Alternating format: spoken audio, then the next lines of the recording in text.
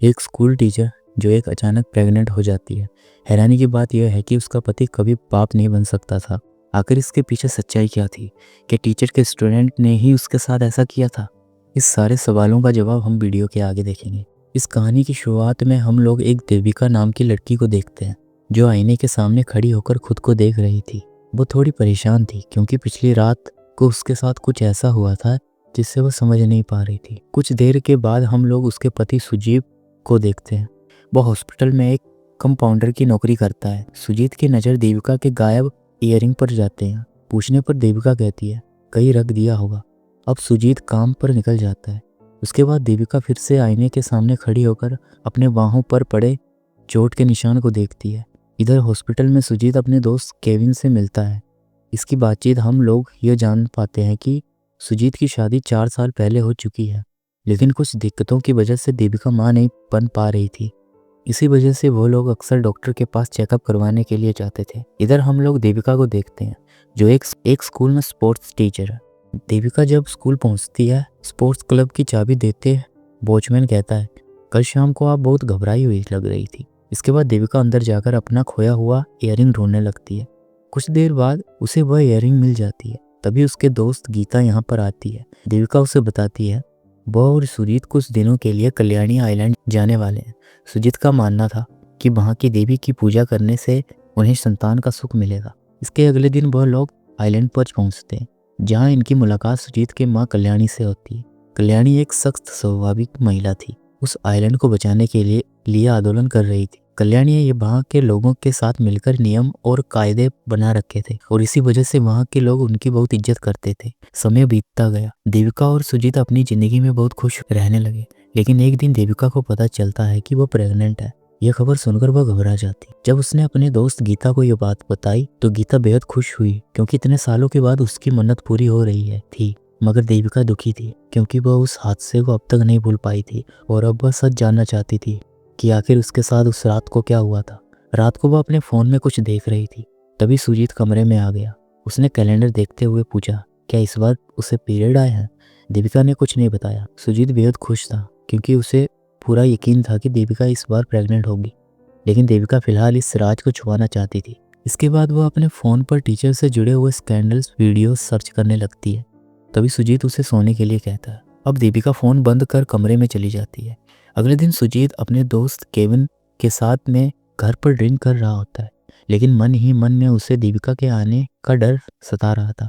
Kevin उसे समझता है कि उसे अपनी पत्नी को हावी नहीं होने देना चाहिए और उससे नहीं डरना चाहिए। इस पर सुजीत साफ कह देता है कि वह ऐसा नहीं कर पाएगा। तभी केविन उसे सिगरेट लाने के लिए कहता है। सुजीत कमरे में सिगरेट ढूंढने के लिए जाता है और वहीं उसे देविका की प्रेगनेंसी का रिपोर्ट मिलती है। रिपोर्ट देखकर वह बहुत खुश होता है। रात को सुजीत देविका से पूछता है क्या उसे कोई बात बतानी है, लेकिन देविका परेशान होकर कुछ नहीं कहती। वह उससे सोने के लिए कह देती है। सुजीत को लगता है कि शायद देविका उसे बाद में सरप्राइज देना चाहती है, इसलिए उसे अभी तक कुछ नहीं बताया। अगले दिन देविका फेसबुक पर अपने स्टूडेंट संदीप के भाई अखिल की शादी का कार्ड देखती है। वो सुजीत से कहती है वह कल अपने माँ के घर जाना चाहती है क्योंकि उसकी तबीयत ठीक नहीं है। इसके बाद देविका इंटरनेट के जरिए संदीप के घर तक पहुंच जाती है जहां शादी की तैयारियां चल रही थी।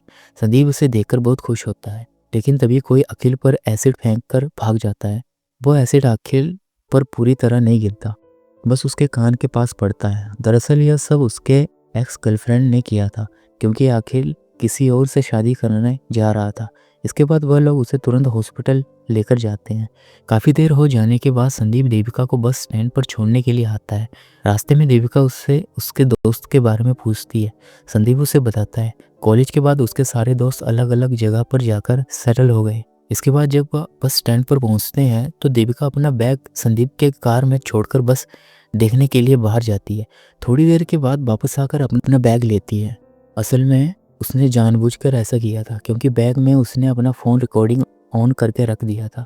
बस में बैठने के बाद जब वो उस रिकॉर्डिंग को सुनती है तब उसे यह मालूम चलता है कि उस वक्त संदीप अपने एक फ्रेंड मार्टिन से बात कर रहा था कि उन्होंने अपने टीचर के साथ जो भी कुछ किया था उसकी जांच फिर से शुरू हो रही है। इससे उसके फंसने के पूरे चांस है।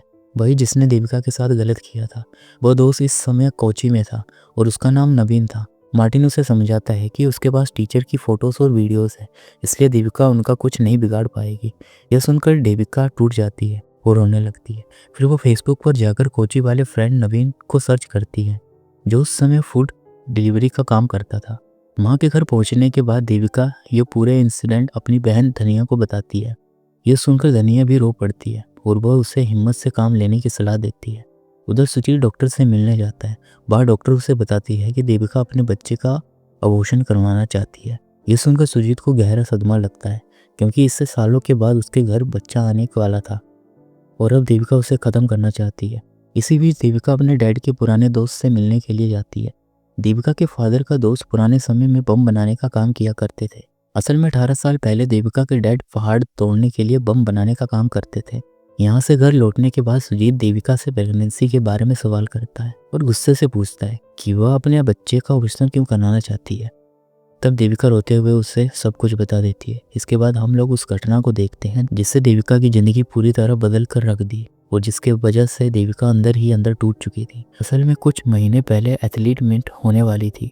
उसी दौरान विवेकानंद स्कूल के कुछ लड़के देविका के स्पोर्ट्स क्लब हॉल में मौज मस्ती कर रहे थे।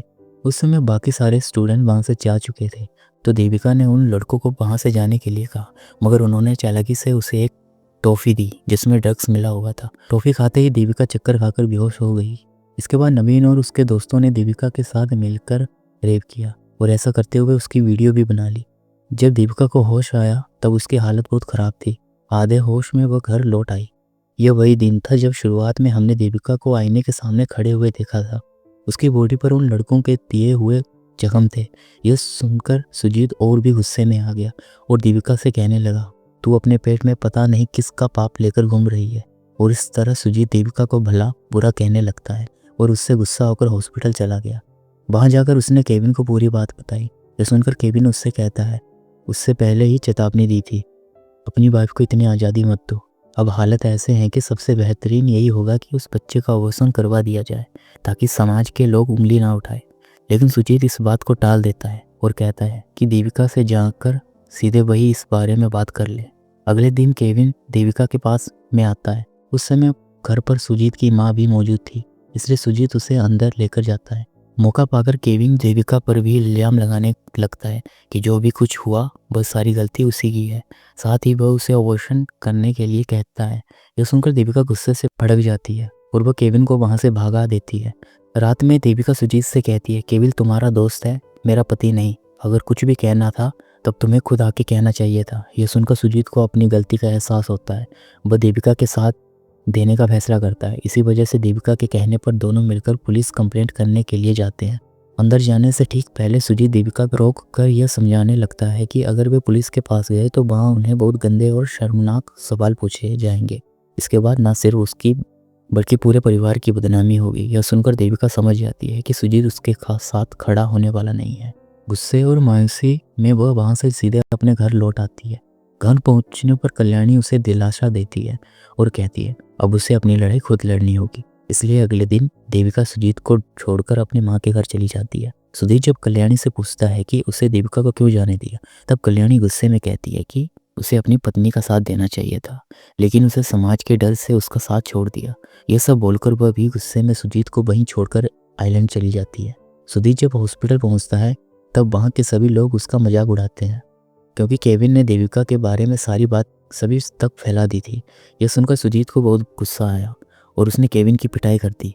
वहीं दूसरी तरफ अमर नाम का लड़का देविका से मिलता है और कहता है कि सालों पहले पुलिस ने उसके डैड को अरेस्ट कर लिया था, लेकिन वह बुरे इंसान नहीं थे।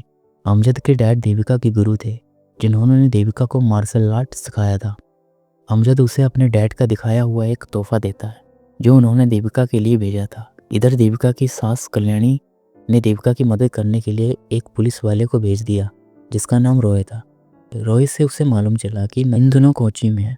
वह वहाँ जाकर नवीन से मिलती है और इतने प्यार से बात करती है कि नवीन उसकी तरफ खींचने लगता है। जाते जाते वह अपना नंबर देखकर शाम में कॉल करने के लिए कहती है।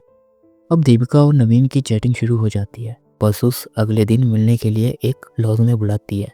वहीं इधर रॉय देविका को यह बात बताता है कि बचपन से ही उसकी परवरिश कल्याणी मैडम ने की थी, इसलिए वह उसके लिए कुछ भी कर सकता है। उसका प्लान था कि अगले दिन नवीन को लॉज में बुलाकर वही ख़त्म कर देंगे। वहीं दूसरी तरफ हम लोग सुजीत को देखते हैं, जिससे अपनी गलतियों का एहसास हो चुका था।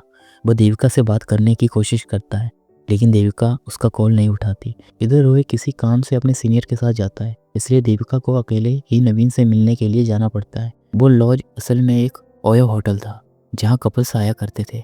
वहाँ पहुंचकर देविका नवीन के कमरे में जाती है। शुरू में नवीन उसके करीब आने लगता है, जिससे देविका को थोड़ी घबराहट महसूस होती है, लेकिन वह चुप रहती है। कुछ ही देर के बाद नवीन उसे ज़बरदस्ती नीचे गिरा देता है और तभी उसके 3 दोस्त, जिसमें संदीप भी होता है, वहाँ आ जाते हैं।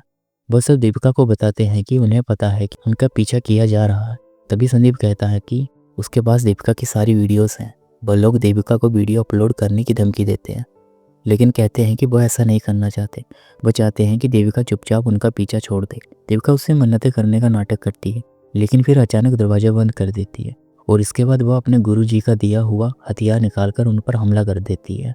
मार्शल आर्ट की ट्रेनिंग की वजह से देविका इन लड़कों को पटक पटक कर मारती है।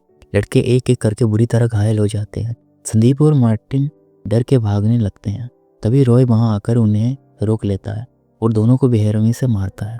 इसके बाद देविका नवीन के सामने वही बम रख देती है जिसे पहाड़ तोड़ने के लिए उसके डैड इस्तेमाल किया करते थे। धमाके के साथ देविका का बदला पूरा हो जाता है। इसके बाद हम लोग कहानी में कुछ समय बाद का सीन देखते हैं। यहाँ सुजीत देविका से मिलकर उससे माफ़ी मांगता है, लेकिन देविका साफ कह देती है कि अब वह अकेला ही अपनी ज़िंदगी जीना चाहती है। साथ ही देविका यह बताती है कि उसने अपने बच्चे का अबॉर्शन नहीं कराया, क्योंकि अब वही बच्चा उसकी ताकत है। इस सीन के साथ वो मूवी यहीं पर ख़त्म हो जाती है। बाय।